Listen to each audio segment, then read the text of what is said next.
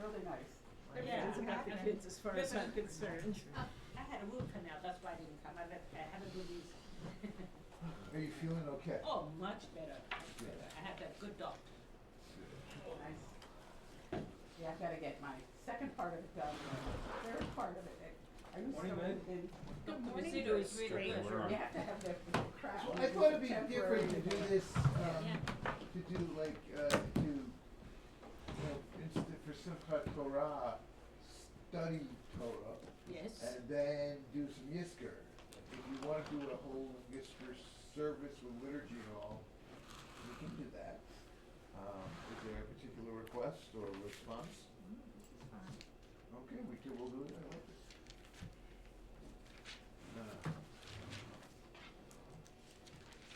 You were in your room until They're not all home.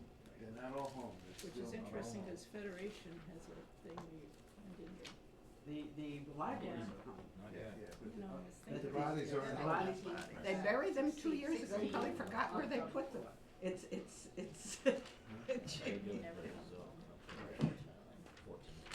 I don't think they're ever gonna get them all if they remember where they buried them. Probably didn't even mark them. That's why we say yes. Beginning. They know where they It's actually the end. What? The other side. Depending which They know. pole you hold. They're too valuable. You're on the left pole, you're at the end. Anything Right. you're getting at. 1420. 1420? Yeah. Yep.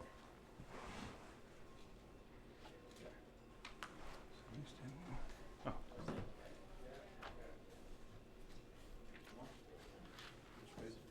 1420.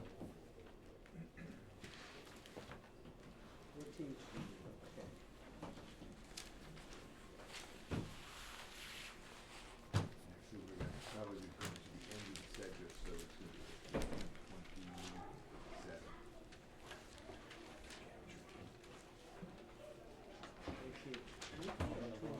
1427. 1427. It's the Hebrew opening, right? You're gonna explode here. Hi. Hey, hi. Got a full table in there.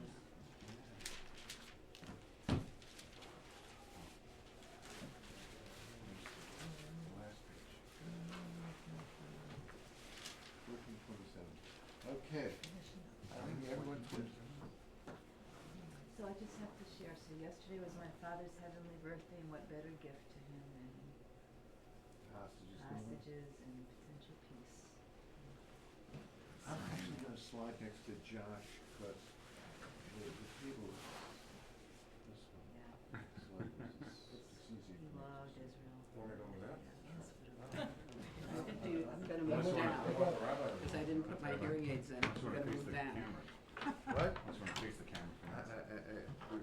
Oh, are you doing that? You're doing The that? live stream's on for anyone that. So what's that next line? What's that? Should I like move closer to? The live stream is on. You're fine. You're fine where you are. You just- So when we do Torah study, it's Zoom, Okay. and that's why the screen is down. Okay, let's try to When we figure do this out. services, we use a different platform, we use live stream, Got it. and Everybody. so that's, I now see. A couple people watching. I'm sure they are.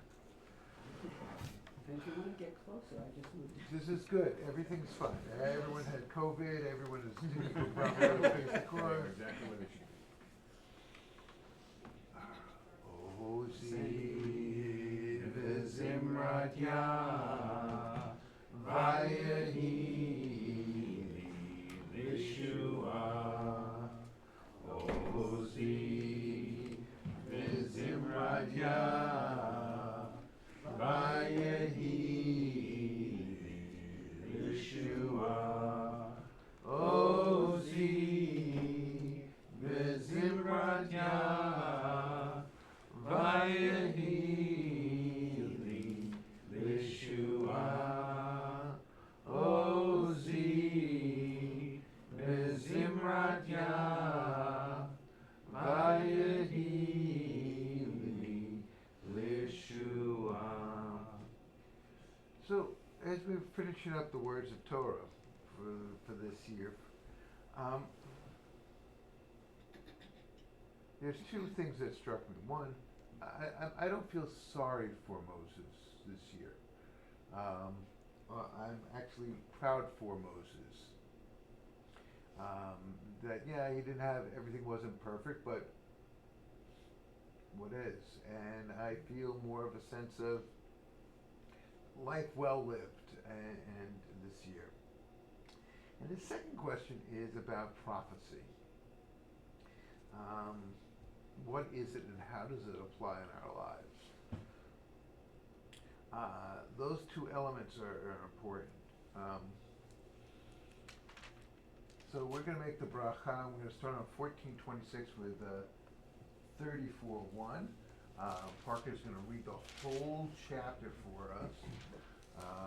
And let's begin. Baruch atah Adonai Eloheinu melech haolam asher keshanu b'mitzvotav v'tzivanu la'asok b'divrei Torah. Moses went up from the steppes of Moab to Mount Nebo, to the summit of Pisgah, opposite Jericho.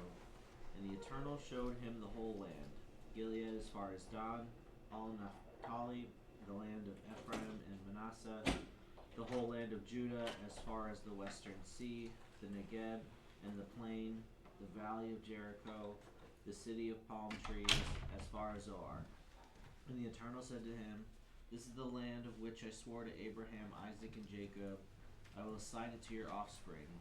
I have let you see it with your own eyes, but you shall not cross there. So Moses, the servant of the Eternal, died there, in the land of Moab, at the command of the Eternal. God buried him in the valley in the land of Moab, near Beth Peor, and no one knows his burial place to this day. Moses was 120 years old when he died. His eyes were undimmed, and his vigor unabated. And the Israelites bewailed Moses in the steppes of Moab for 30 days. The period of wailing and mourning for Moses came to an end. Now Joshua, son of Nun, was filled with the spirit of wisdom because Moses had laid his hands upon him, and the Israelites heeded him, doing as the Eternal had commanded Moses. Never again did there arise in Israel a prophet like Moses, whom the Eternal singled out face to face for the various signs and portents that the Eternal sent him to display in the land of Egypt against Pharaoh and all his courtiers and the whole country, and for all the great might and awesome power that Moses displayed before all Israel. Okay. So let's. I look at Moses with a lot of, there's a lot of pride here with this. Why? He gets a look at his legacy. He almost to say that, as one of the commentators pointed out, is like physically, if you're standing on the steeps of Moab, on the summit of the Pisgah, there's another mountain in front of you. So the miraculous thing is that God lifts the other mountain up and says, here's everything you got. What I find fascinating about this was this notion that Moses gets a chance to see the future. This is the land. This is where everyone's going. This is a chance for him to really take a look at the stock that's there. It's like Sonia Rubinstein's 90th birthday party. It's just, you get this chance to bring everybody together to celebrate you when you're alive, rather than them all gathering when you pass.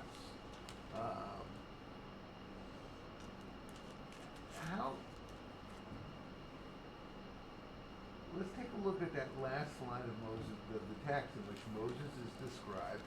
Never again, there's going to be a prophet that arises, verse 10, with all the signs and wonders.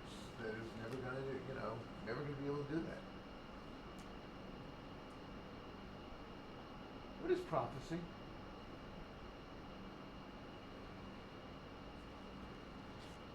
Go ahead, Ellen. It's the ability to foretell the future. Something is going to happen in the future, and the prophet says something is going to happen in the future. A prophet is one who can foretell, and a good prophet is one that tells and it turns out. Is it something like picking a winning lottery ticket, or is it something more?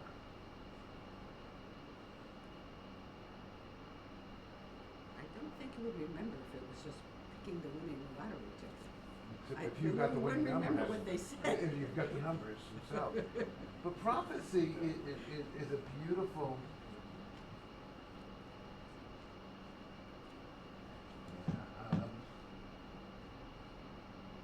Prophecy is a gift to be able to look for the future, but I don't know if it is. It's more of a vision of what can be, and to work toward it.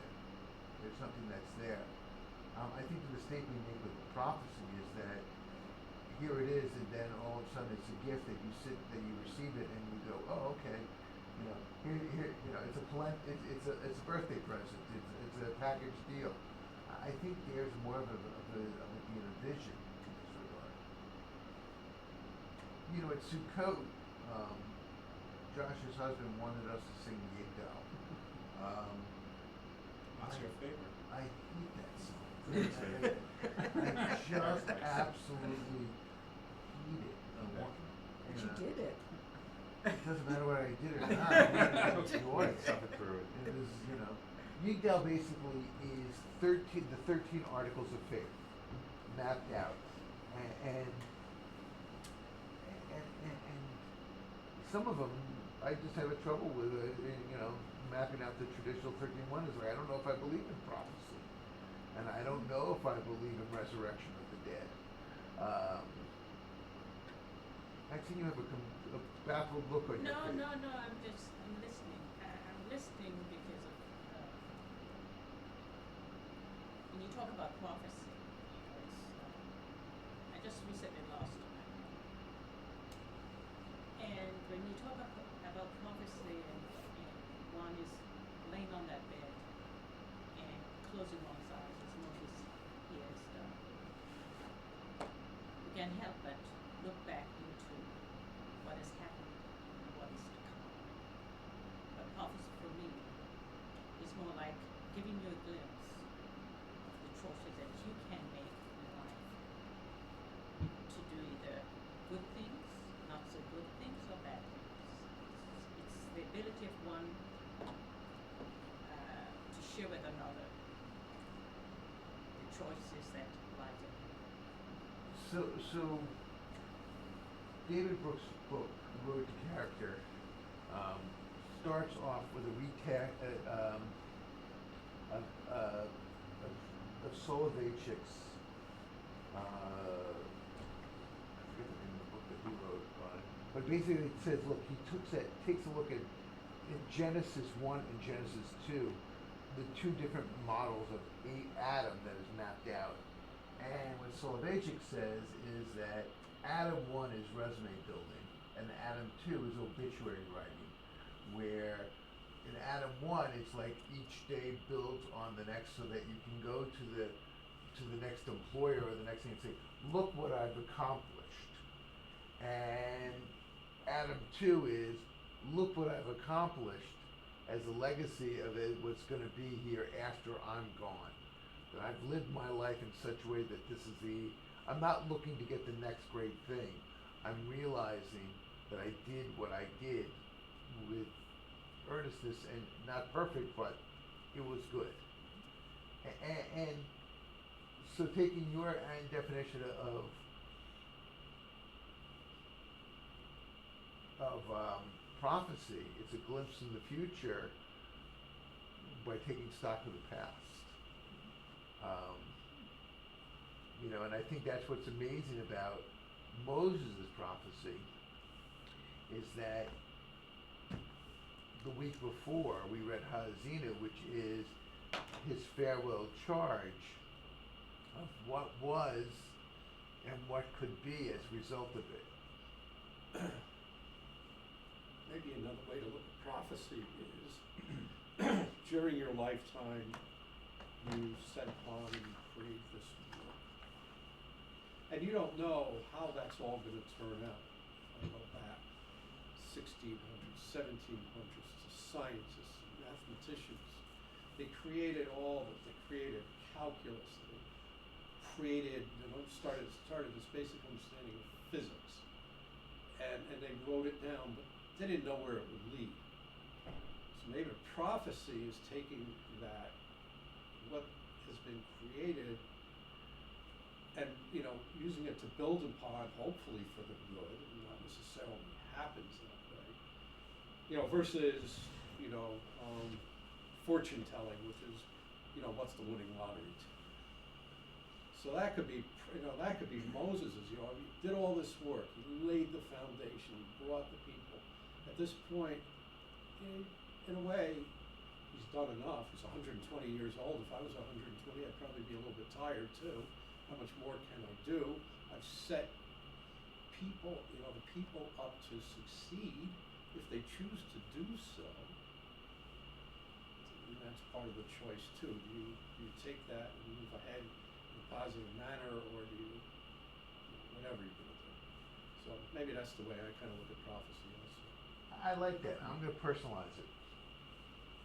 I'm named after my father's father, my grandfather. There is not a lot known or shared with me about this guy. One, my father passed away when I was 18. Therefore, you know, we didn't have the chance to always spend talking about it. And what I've learned is that my grandfather had PTSD from World War I. He was discharged from the military with a 40% brain injury, which meant that I don't know how present he was in aspects of his life, in my father's life. But yet I carry his name. So there is a sense of legacy that I've inherited, that I have to tell this story. There's this fabulous book called, don't ask me who wrote it, In the Shadow of the Wind. Long time ago was summarizing, is basically you get selected to go into this labyrinth of a library, and a book picks you and it becomes yours to tell. And it's the story, it's somebody else's story, but since it has been put on this shelf, it's been lost. And you inherit someone's story to tell.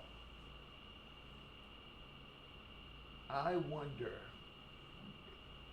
if I was to use ChatGPT and figure out how to bridge from this notion of owning someone else's legacy and creating a new definition of prophecy, if there's a way that they overlap, that owning someone's legacy and having someone share their prophecy, is there a connection?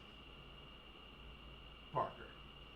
I mean, there is a Kabbalistic notion that when you name somebody after somebody, you're imbuing them with that person. So in a sense, yes. Of the question of is there a connection between the two, the idea that you are transmitting those qualities into this person by naming them after a specific person. So Heschel says that prophecy doesn't always have to be this Ezekiel chariot on fire in heaven type moment. That prophecy can be more more mundane experience, and not, as Mark pointed out, the winning lottery numbers. That is like, you know, as modeling for our family, all these different qualities, that it is a prophetic sense of love, and that when we work on it and it comes to fruition, it is a fulfillment of a prophecy and a destiny. Ellen, Parker, and then I'm going to call on Bruce and Marcy, and then I'm calling on Bruce because he has a lousy poker face and I'm trying to read it. That's exactly it. Okay. 1, 2, and 3. You were able to carry on your grandfather's destiny in a much better and longer way because it didn't happen to you. You didn't get injured in World War I. You didn't get injured, and you carried on what he couldn't do. I know my in-laws named my brother-in-law after his uncle, my mother-in-law's brother, who was killed in World War II on the beaches of Normandy. And they named brother-in-law after him. And when my brother-in-law got called up in Vietnam and went to Vietnam, he went as an engineer, so it was better. But they were worried because they had named him after the uncle who was killed in World War II. But he got through the war, and he married, and he had children, and so he carried on the legacy that the uncle who was killed at 18 in World War II could not. Interesting. So it's. I think you changed that by the name. You changed the legacy of your grandfather. Got it. So, Rabbi Dr. A. Stanley Dreyfus was a professor at Hebrew Union College, former rabbi in Brooklyn, CCR president. You want to talk about Yichus? He is the great nephew or the great nephew of Alfred Dreyfus. That's what the A stands for. And on his mother's side, he's the grandson of Leo Beck. The guy has got some, and he looked at it, and when he went through life as Stanley Dreyfus, he just never felt that he was worthy of being an Alfred Dreyfus. That he said that he dropped the name because he just didn't feel that it was something that was appropriate, that he could never fill that type of shoe. Parker? I was gonna say, like, I feel like when it comes to prophecy,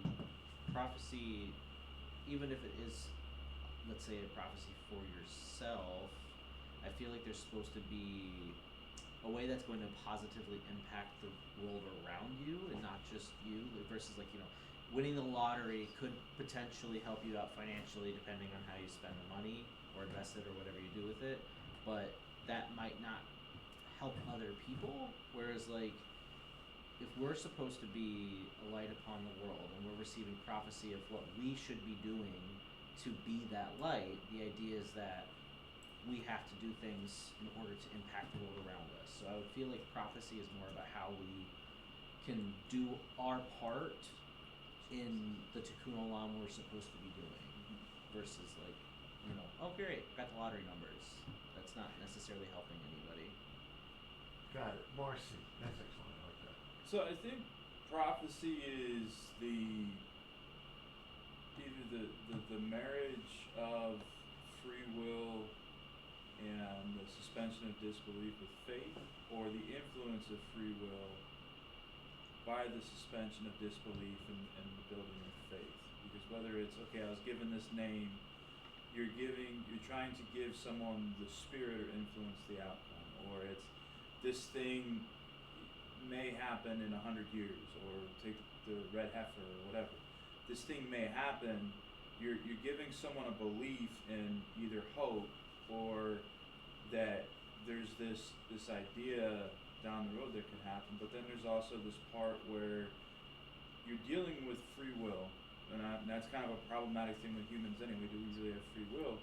But you're dealing with, I'm gonna do what I want. Like, you kind of saw some of the free will stuff, the last 34 chapters. But how much of what Moses did was influenced by his free will? But then, if the prophecy had said, "Hey, you won't go to the promised land because you hit that rock," would he have hit the rock? So I think it's kind of ethereal and not really clearly put together. But I think it has an impact on our choice under our free will and the values and faith that we carry, and our ability to suspend what we think is realistic or attainable, and have some faith in what is either divine or beyond our power, and it's the marriage of those two things. I'm thinking about this naming, and I think, well, you said that you didn't know your grandfather or whatever. I think as parents, when we name our children, we guide those children in such a way that we are influencing their future, the legacy, that whole notion. Like, I think about when I named my daughter, it was just this huge battle because I wanted to name her after my grandfather, and my mother wouldn't have it because it had to be on her side of the family, it had to be her mother. But knowing my grandmother, it's not who I wanted my daughter to follow, in terms of the legacy, but to keep peace, this is what we did. But in the way that I raised my daughter, it was in a way that just helped her create her own being and her own. Does that make sense? I'm sitting here smiling because when you're talking about naming people, you're doing it in a very Ashkenazi mindset. That you're naming someone after someone that had passed. Right. To carry that Right. legacy. My own experience when my first grandson was born, holding him in Mila, and the rabbi in Israel is doing what he's doing, and my son-in-law goes, well, what'd you think of his name? I went, I couldn't follow anything the rabbi was saying. So he goes, well, his name was Michael Mark. I knew his name was Michael, but I didn't know the Mark part. And I went, well, that's me. This is Sephardic. And they don't necessarily name after someone that passed. So, I don't have if you talk about legacy, I don't think I have a legacy yet. I have something. I don't know what it'll be in the end, because it's still evolving. So it's an interesting concept, but it's on one spectrum. There's another spectrum there that. So let's compare this. Yeah, go ahead, Meg. Did you want to say something? Yeah, I've never thought of prophecy on a personal level. You can I actually mean, go a I've little never out. thought of prophecy on a personal level, different than like family legacy. I think from a Torah perspective, is how I think of prophecy in terms of either directly hearing from God or divining what God wants, and a path, and the problems, identifying what that path is, and the problems of either following or not following the path, and then what action one can take to get on the path that leads more likely to good. So the other thing that always comes to mind when I think of prophets is Simon and Garfunkel, because the words of a prophet are written on the subway walls is one of the lines in the song. So I don't necessarily think that there can't be prophets today, but it's for a larger sense. It's for a sensibility, Parker. It's for the sensibility of what the community ought to be doing. So this is interesting because now we're going to handle because this year I was looking at prophecy as a microcosm, and one of the senses and the theological pushback is that Hesch will say that's okay as long as it's God given, that we all have the potential for it. But yet we use it as more of a national image, a national vision, a national, and I don't mean like, the United States of America, but there a peoplehood's notion of what we aspire to, what God has mapped out for as a positive outcome, or the outcome to be.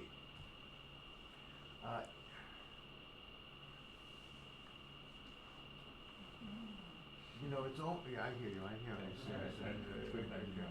I just was trying to catch a thought on something. Okay, go ahead. Right. So I appreciate you mentioning that, Meg. I took a class in my undergraduate studies at SUNY Albany, aptly named The Prophets, with Dr. Stanley Yizkor, if anyone happens to know. The definition as I learned it was receiving the message of God and being able to transmit it to the people is what a prophet is. And that there were false prophets and that they were claiming they were receiving the message of God, but they weren't really. So my biggest question during the semester in that class was, how did the people know, how did the nation of Israel know that what Moses was saying was the truth? How did they had the physical changes when they saw him going up to the mountain when he came back, his beard was long and white within a short amount of time. How could that have happened if he hadn't seen the face of God, seen the burning bush and so forth? So there were things that people knew, there were reasons why they could follow Moses and Right, believe signs that and he was a wonders. prophet. Right. And the other prophets in the book, Dr. Isser's favorite prophet was Jeremiah, and we got into a lot of that with his story also. And there were a lot of interesting things as far as how a person is chosen to receive the message of God and transmit it to people, making the people believe you, and being able to effectively transmit that message. It's also said that when you're speaking to God, you're praying, but when God speaks to you, you might need medical care. But if there's some veracity to, if you can validate that message to be considered a prophet. There are those who say that there are prophets, that there are modern day prophets. There are others, as I said, who are less easy to believe. But that's my interpretation of what prophecy could be. So this is one of the challenges that we're facing. Is here it is Yizkor. Here it is triumphant. We're remembering, and then we have a text that says, never again will there arrive a prophet like Moses. All right, how, even though that there's no ability to emulate Moses's complete behavior, we can catch a glimpse of some of the behavior of what's going on, and how much of that fulfillment of the destiny that has been shared are we responsible to make to come to fruition? We talked about the prophet being the mouthpiece of God. Okay. How much do we, of hearing the prophecy, are responsible for the prophecy that we are obligated to help bring it forward? And how much is it a field of dreams? If we build it, he will come. That type of thing. Is that like a 1980s movie reference that Yeah. everyone got? Okay, good. It's not just a dream. Just mumble that a little louder. It's not just a dream. Well, that's Prophecy is distinct from a dream. let's keep going. That's theater rehearsal. If you will, it is no dream. But it's not. It's not imagination for. It's not just a creative exercise. There's a purpose to the prophecy, and there's an action that enlarges us. That is the light upon the nation. So I don't. I mean, I think of guidance. I think of stories I tell the kids. I think of the book I prepared for them, and the pocket mother that I prepared for them when they turned 18. Here are our recipes. Here are the books I read. Here are the movies. If you want, that's not a prophecy. However, by carrying on the words of the Torah, that's fulfilling the prophecy.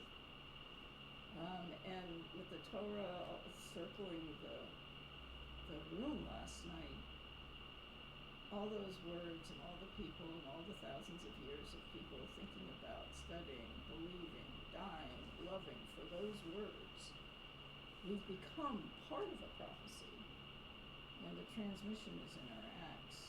And that's how I see it. That's beautiful. I love it. We do get this sense of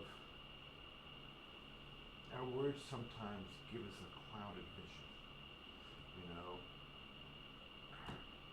The prophet Joel has this great statement: "The old shall dream dreams, and the youth shall see visions." And what's the difference between a vision and a dream?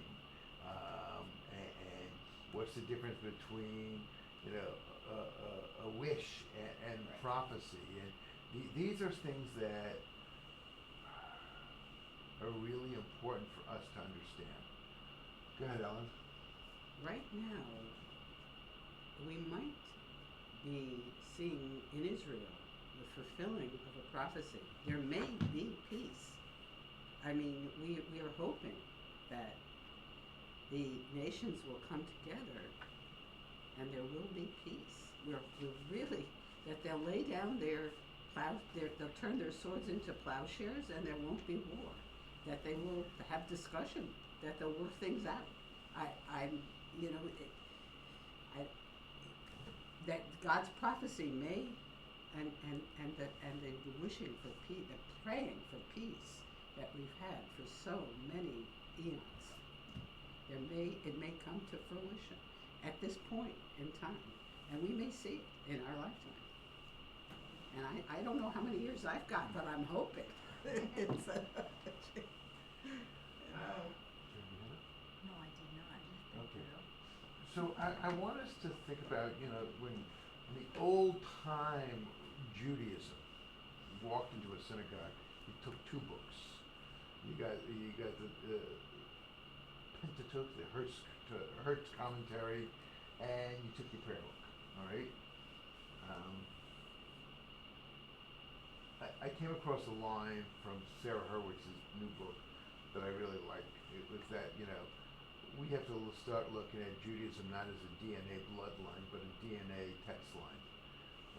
That we hold on to these things. Is that what permeates through our DNA is this Jewishness, which is not something that can be marked in chromosomes, but marked in text, like that we share,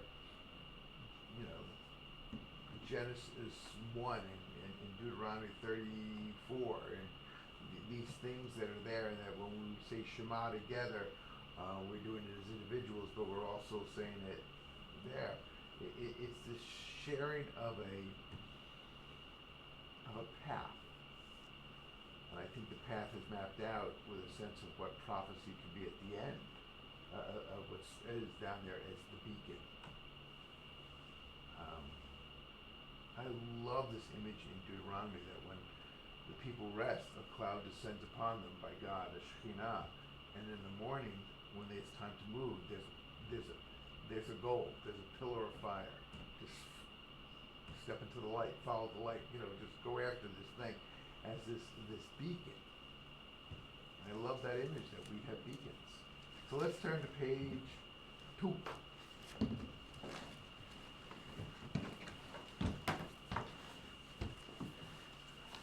You can close your Torah commentaries where we're moving into the Yizkor time. This book of prayers, old and stained with tears, I take into my hand. I got this. And unto the God of my fathers and mothers, who from ages past has been their rock and refuge, I call in my distress. In ancient words, seared with the pain of generations, I pour out my soul. May these words that know the heavenly paths ascend aloft unto God on high, to convey to God that which my tongue cannot express, all that lies deep hidden within my heart. May these words, simple and true, speak for me before the Holy One, entreating God's mercy. Perchance the heavenly God, who hearkened to my parents' prayers, who gave them courage and strength to bear all their woe and degradation, yet to hope for redemption. Perchance God will also hear my prayer and hearken my cry, and be to me a protecting shield. For there is none to help or sustain me but God in heaven.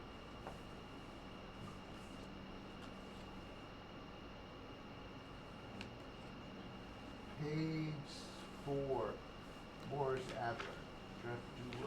She's going to lead it, and we're going to do the responsive part. Shall I cry out in anger, O God, because your gifts are mine but for a while? Shall I forget the blessings of health the moment it gives way to illness and pain? Shall I be ungrateful for the moments of laughter, the seasons of joy, the days of gladness and festivity? When faith beyond my understanding takes from me friends and kin whom I cherish, and leaves me bereft of shining presences that have lit my way through years of companionship and affection. When tears cloud my eyes and darken the world, and my heart is heavy within me, shall I blot from the mind the love I have known and in which I have rejoiced? Shall I grieve for youth that is gone, once my hair is gray and my shoulders bent, and forget days of vibrancy and power? Shall I, in days of adversity, fail to recall the hours of joy and glory you once granted me? Shall the time of darkness put out forever the glow of the light in which I once walked? Give me the vision, O God, to see and feel that embedded deep in each of your gifts is a core of eternity, undiminished and bright, an eternity that survives the dread hours of affliction and misery. Those I have loved, though now beyond my view, have given form and quality to my life, and they live on, unfailingly feeding my heart and mind and imagination. They have led me into the wide universe I continue to inhabit, and their presence is more vital to me than their absence. What you give, O Lord, do not take, and bounties once granted shed their radiance evermore. Within me, your love and vision, now woven deep into the texture of my being, live and will be mine forever. Actually, Rabbi Morris Adler is fascinating to a conservative rabbi served in the pulpit in outside of Detroit until the time of his death. And his legacy of this, I love because his death was untimely. He was murdered in the sanctuary by a convert.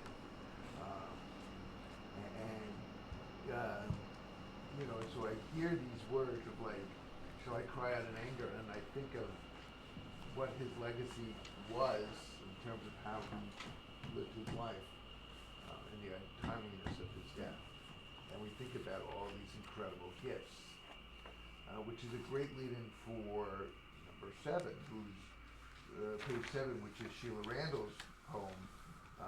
Sheila's voice is etched into this building in every single place. Really so much a part of who we are.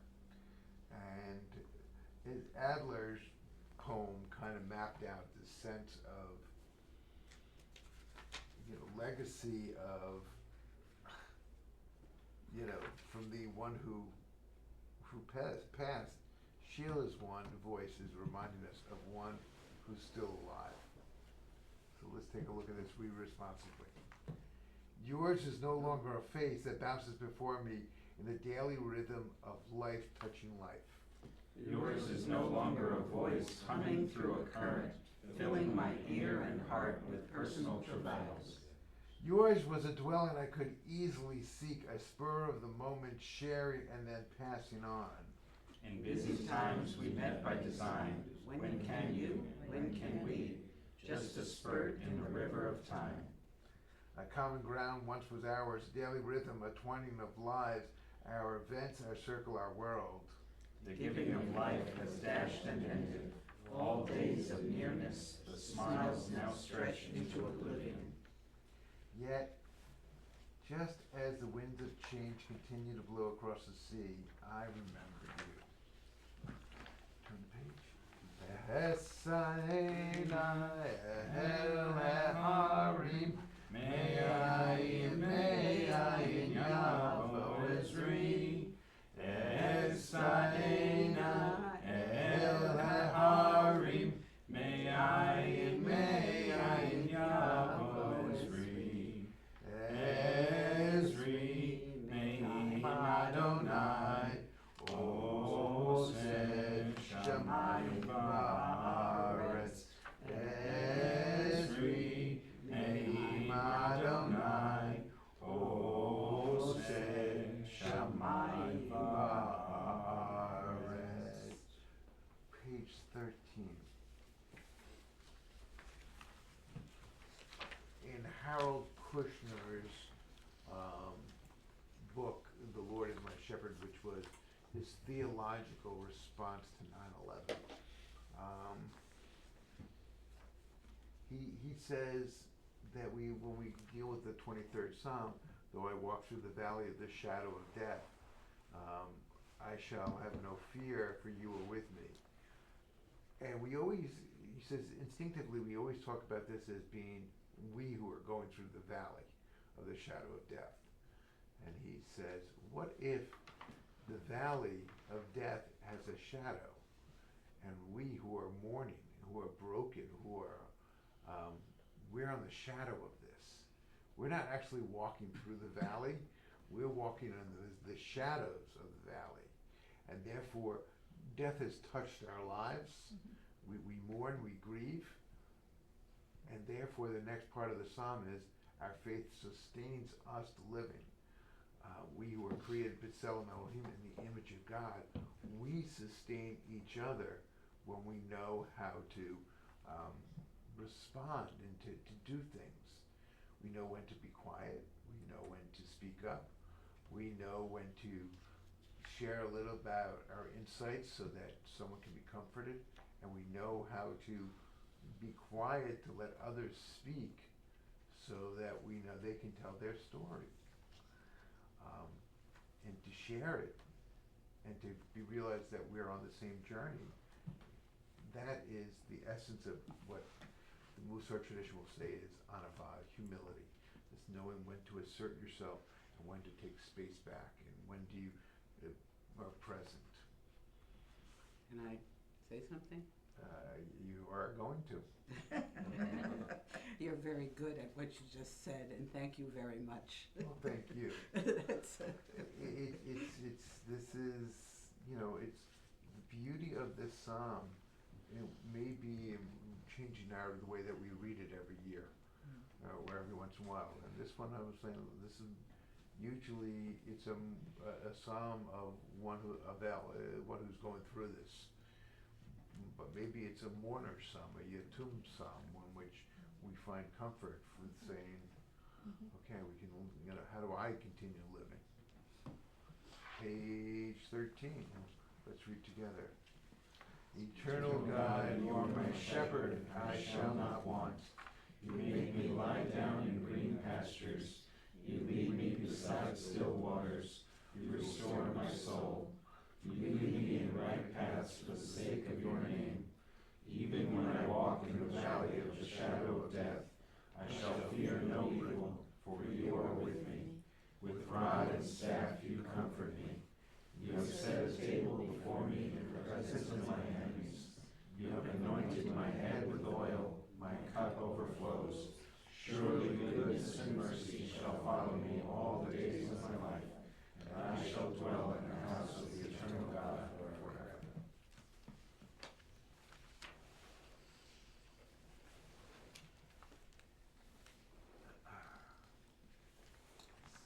Let's take a moment and remember our loved ones. Each 33 if you want to need guidance in your prayers.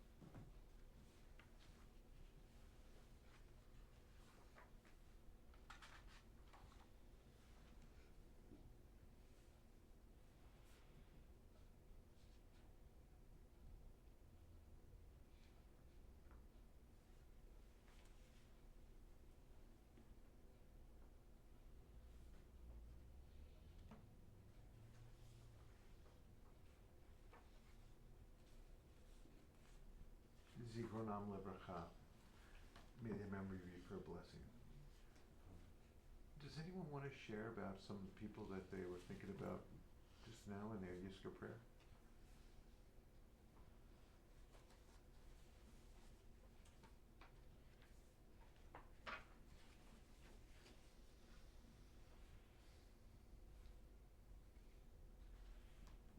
When I think of family, like my grandparents, my folks, Sharon's folks, my aunt and uncle,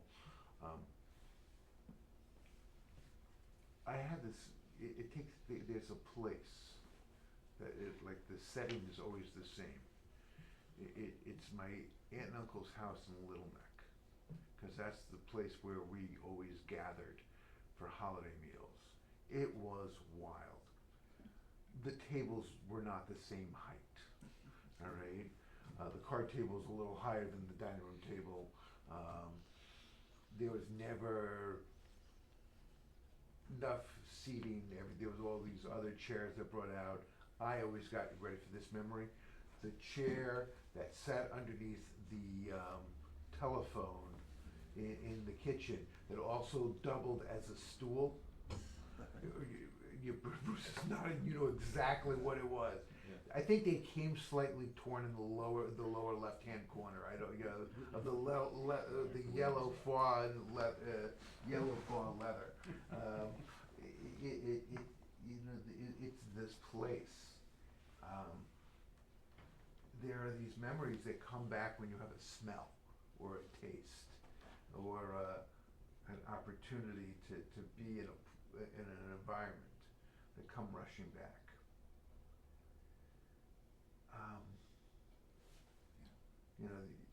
All these names that we're about to read, part of our congregational Yizkor list, they're good people. Not perfect, but they were loved. Roberta Block, the mother of Michael and of Karen Hausler. Howard Carr, husband of Linda, father of Lauren and Brett Baxton, Aaron and Lauren Carr, the grandfather of Jordan, Noah, and Madison, the brother of Mel and Sandy Carr, and Murray and Risa Carr. Mel Carr, the brother of Howard, the father of Robert, and the uncle of Lauren. Dr. Ronald Arthur Collins, Elaine St. Clair's brother, brother-in-law of Wayne, and the uncle of Craig and Alexis. Our dear friend Rick Dolans, the father of Laura and Matt and Rachel, and the brother of Judy and Phil's baby. Ken Einbinder, the husband of Sharon Einbinder and the father of Scott and Allison. Our companies for over 4 decades, Eleanor Farnham. Joe Friedman, the mother of Liz, Melissa, and Deborah. Linda Gershon, the wife of Gary, the mother of Rachel Rourke, Leah, Aaron, and Sarah Gershon, and the cousin-in-law of Ann Kramer. Reverend Dr. Mark Hill, the father of Sarah Rogerson, the grandfather of Ethan and Jonah. Daniel Crew, the brother-in-law of Lenore Reinhardt. Ita Lamb, who died at the age of 104, living independently. All right. The mother of Gary, Zena, Samuel, Ludmilla, Michael and Sophia, the grandmother of Timothy, Stephen, Juliana, Alana, and Jonathan, and the great-grandmother of Mark, Alan, Max, Victoria, Zachary, Ariella, Eva, Gabrielle, Noah, Benjamin, and Brooke. And Brooke is becoming a bat mitzvah in 2 weeks. Patrick Linehan, the uncle of Kim Broad. Neil Levine. It was the first one I thought of today. Zikro Nova Libracha. Phyllis Linton. Maxine's mom. Mother-in-law of Bruce. Grandmother of Walter and Adam and Haley and Abby and the great-grandmother. Erwin and Rosalie Margolis. Dennis M. McLaughlin Sr., father of John, father-in-law of Randy, grandfather of Emma, Gabrielle, and Gabriella. Dorothy Meyer, the mother of Paul and Naomi.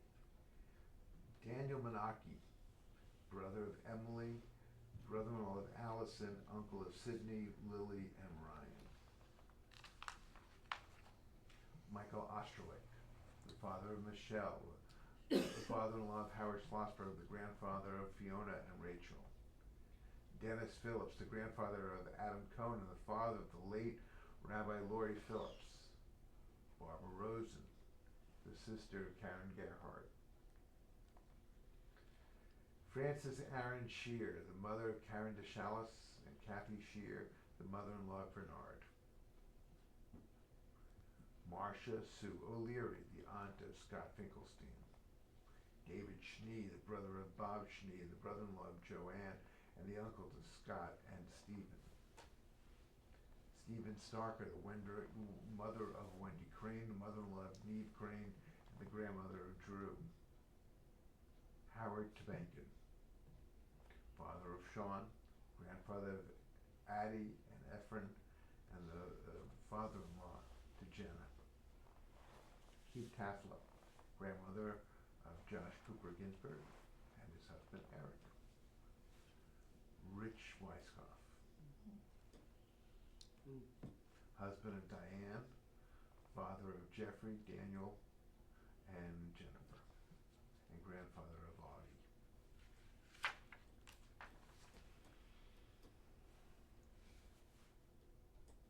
They're great names, because they're great people.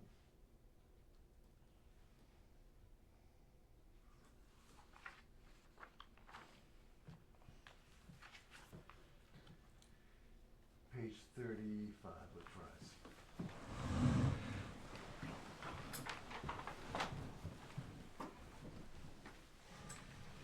El Malay Rachamim, Shochem Beromim, Hamasei Meluchad V'Chunat HaKach Mishpei Eshkina, Im Kerushim U'Toharim Kezohar HaRakim Asirim Et Nishmot Yikarenu Shalacho Le'olam. Ba'al HaRachamim Yistarei Beseter Kenafav Le'olamim, V'tzur HaChaim Et Nishmatam, Adonai Hu Nachalatam V'Yanuchu B'Shalom Al Shkova V'Nomar Amen. O God, full of compassion, eternal Spirit of the universe, grant perfect resting in the wings of your presence to our loved ones who have entered eternity. Master of mercy, let them find refuge forever in the shadow of your wings. Let their soul be bound up in the bond of everlasting life. And God is their inheritance, and may they rest in peace, as we all say. Amen. We're going to turn to page, I think it's 40.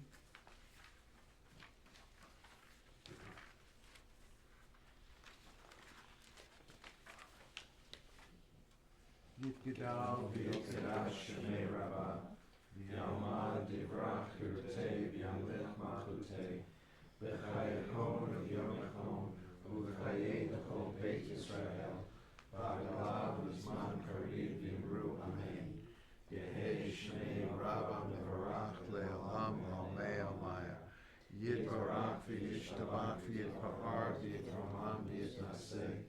V'yitadar v'yitaleh v'yitalal shemei kudisha brichu le'elam min kol birchata v'shirata tushbachata v'nechamata damiram v'yalma v'yimru amen.